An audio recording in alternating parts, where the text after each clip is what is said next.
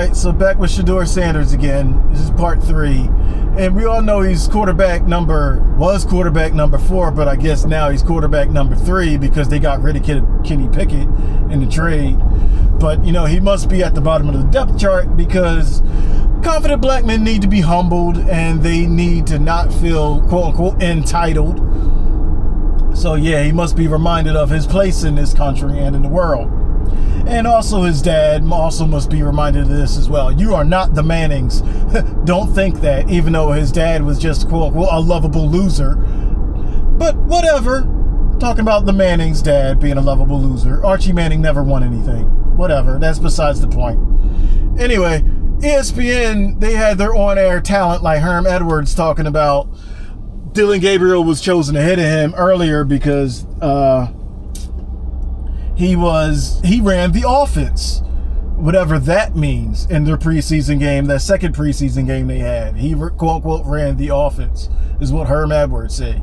And you know Stephen A. Smith is going to say whatever bootlicking thing he's going to say because he wants to ingratiate himself to the board, so because he thinks he has higher aspirations of what his station's going to allow. So that's that. And also the other on-air talent talking about that it's absurd to think that the Cleveland Browns would sabotage him. It's absurd to think the NFL would not field the best talent available because, you know, the NFL will never collude because, you know, green tops whiteness. But you already know my feelings on that and what they have shown. But, oh yeah, wait, hold. ESPN, they said this about Shadeur Sanders? Of course they did, because the NFL is comprised of 32 owners.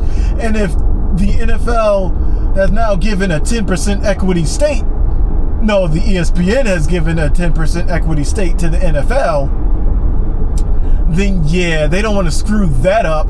So yeah, they'll toe the line.